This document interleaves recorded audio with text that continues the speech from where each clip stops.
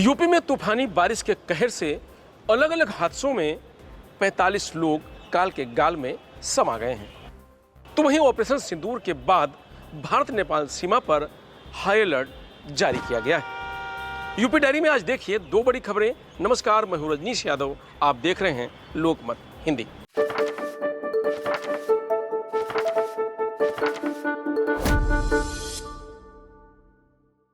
UP में तूफानी बारिश ने बुधवार रात जमकर कहर बरपाया।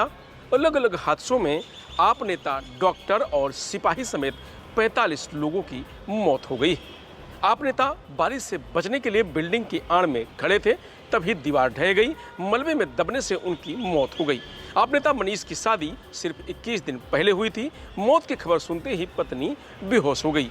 24 घंटे में लखनऊ, गाजियाबाद और नोएडा समेत प्रदेश के 25 जिलों में बारिश हुई है। मेरठ, बागपत में जमकर ओले गिरे हैं। गोरखपुर में सबसे ज्यादा 74 मिमी बारिश दर्ज की गई है। सड़कों पर पानी भर गया। जिला अस्पताल और कॉलोनियों में पानी घुस गया।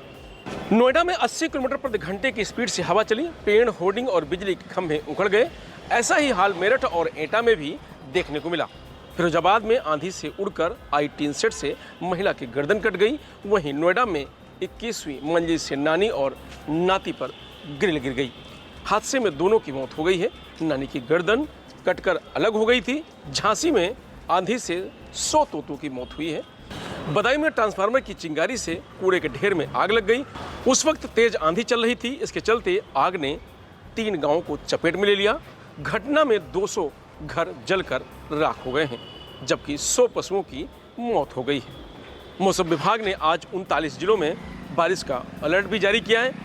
इस दौरान तेज हवाओं के साथ बिजली गिरने की संभावना भी जताई गई है। लखनऊ के मौसम वैज्ञानिक एम दानिश ने बताया कि बंगाल की खाड़ी की नमी से मौसम बदला है। यूपी में एक नया पश्चिमी विक्षोभ और वेदर सिस्टम एक्टिव हो रहा है। बंगाल की खाड़ी से पर्याप्त मात्रा में नमी लिए हुए पूर्वा हवा आ रही है। इससे लू का असर कुछ जिलों में कम पड़ सकता है। हालांकि अगले 3-4 दिन बाद दोबारा तापमान में बढ़ोतरी होगी। इस महीने के आखिरी तक पारा 47 डिग्री पार जाने का अनुमान है। तो वहीं ऑपरेशन सिंदूर के बाद पाकिस्तान अब नेपाल के रास्ते संदिग्ध घुसपैठियों को भेज सकता है। यह बात खुफिया विभाग को पता चली है। इसके आधार पर बहरेज की भारत नेपाल सीमा पर सशस्त्र सीमा बल एसएसबी ने हाई अलर्ट जारी किया है। 1700 से ज्यादा जवान तैनात किए गए हैं, जो नेपाल सीमा से लगे जंगलों में कॉम्बिंग ऑपरेशन चला रहे हैं। पीलीभीत से महाराजगंज तक भी जवान जंगलों में कॉम्बिंग कर रहे हैं। साथ ही सीमा पर भी एसएसबी ने सघन तलाशी अभियान शुरू कर दिया है। नेपाल से आने वाले हर व्यक्ति की गहन जांच की जा रही है। खुफिया सूत्र बताते हैं कि पाकिस्तान और बांग्लादेश से जुड़े आतंकवादी नेपाल के रास्ते भारत में एंट्री करने की योजना बना रहे हैं। यह साजिश ऑपरेशन सिंदूर के जवाब में है। इस ऑपरेशन में भारतीय सेना ने 7 मई को पाकिस्तान और पीओके में 9 आतंकी ठिकानों को नष्ट कर दिया था।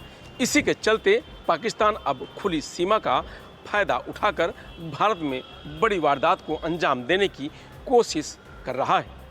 42वीं बटालियन के कमांडेंट गंगा सिंह ने कहा कि पाकिस्तान और भारत के बीच स्थिति तनावपूर्ण है, इसलिए हमारे जवान किसी भी चुनौती का सामना करने के लिए 24 घंटे सतर्क रहते हैं। हमें खुफिया जानकारी मिली है कि 35 से 37 लोग बांग्लादेश और पाकिस्तान से नेपाल के रास्ते भारत में घुसने की फिराक में हैं।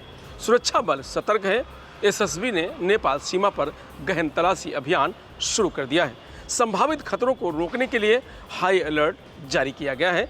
सुरक्षा को मजबूत करने के लिए सीमावर्ती क्षेत्रों में अतिरिक्त जवानों की तैनाती भी की गई है। बहरेज जिले की करीब 100 किलोमीटर लंबी सीमा नेपाल से मिलती है। इसका एक बड़ा हिस्सा जंगल से घिरा हुआ है।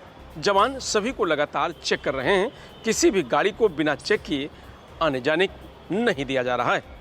एसएसबी ने पीलीभीत, बहराइच, श्रावस्ती, बलरामपुर, सिद्धार्थनगर और महाराजगंज में निगरानी तेज कर दी है।